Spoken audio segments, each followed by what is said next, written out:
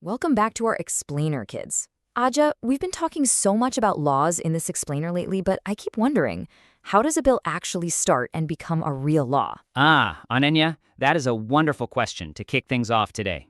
Now we are entering what I like to call the journey of a bill. And that's exactly what Article 196 of the Constitution lays out for us. A journey? Wait, like a road trip? Are we packing snacks for this? Yes, Rohan. Actually, just like a road trip, a bill has to travel. It travels back and forth between the different houses of the legislature before it can finally arrive at its destination and become a full-fledged law. Okay, but on any road trip, you have to have a starting point. Where does a bill actually begin? That is the perfect question, Mira. In a state that has two houses, the Legislative Assembly and the Legislative Council, a normal bill can actually start its journey in either house. Oh, so literally anyone can start it anywhere? It doesn't really matter? Well, mostly yes. But remember, financial bills, the ones involving money, they have very special rules. We covered that in an earlier explainer, right? Money bills can only start in the assembly. Right, got it. Money is the VIP, so it's special. But normal, everyday bills can just start in either place. Spot on. Let me tell you a quick story so we can really picture how this works. Imagine your school is trying to come up with a brand new playground rule, and the principal divides your class into two teams. Let's say Group A is on the left side of the room and Group B is on the right.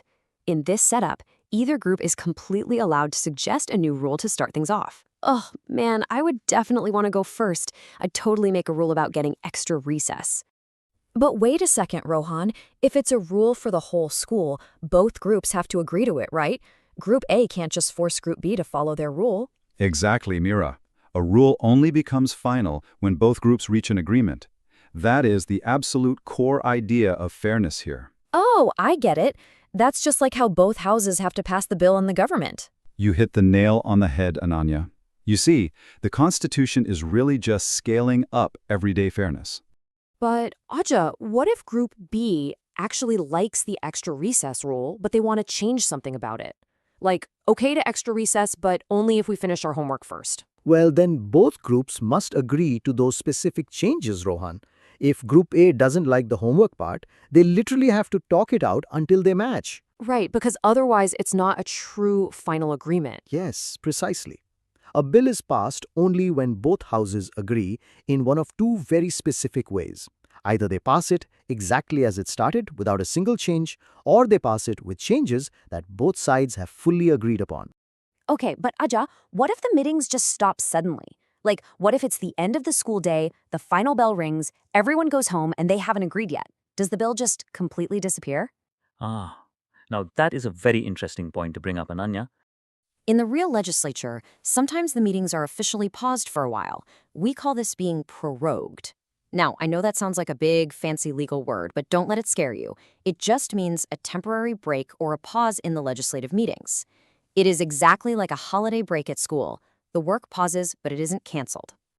So if the House is prorogued, the bill does not lapse. Wait, lapse? Does lapse mean to disappear? Like when milk goes bad in the fridge and you have to throw it out? Yes, Rohan, that is a great way to put it. Lapse means it expires or disappears. So temporary breaks do not kill the bill. When everyone comes back from their holiday break, the bill is right there waiting for them on the desk. That makes perfect sense. It ensures continuity. You shouldn't have to start all over from scratch just because of a holiday. Exactly, Mira. Okay, but Aja, what about when the assembly is totally dissolved? Like when elections happen and everyone gets voted out? Well, now things change completely. Let me explain this with another little story. Imagine your school year completely ends. The summer passes, and now you walk into a completely changed class. You have new students, maybe just a few old ones left, and you have a brand new class monitor. Oh, well, in that case, the old decisions probably wouldn't continue. The new kids might want completely different playground rules. Correct. The old class's unfinished business doesn't always carry over to the new class. So let's map out exactly what happens. If a bill is still being debated in the assembly, or if the assembly passed it but is just sitting there waiting in the council, it will lapse when the assembly is dissolved. What? Gone forever? Yes, the new assembly must start the whole process all over again. But Aja, what about the exact opposite situation? What if the bill started in the permanent council and hasn't even been sent down to the assembly yet? What a brilliant observation, Mira. If it's still sitting in the council and the assembly hasn't touched it yet, it does not lapse. That's super interesting. Why does it work like that? Simply because the council is permanent, and the assembly hasn't done any work on it yet that needs to be thrown out. Aja, this is literally exactly like a game reset when the main player leaves the server. Everything that player was doing gets wiped out, but all the background stuff stays running. A very creative way to see it, Rohan. Yes, it's just like a game reset. So the assembly plays the most important role here, since dissolving it resets almost everything. Yes, especially because they directly represent the current voices of the people.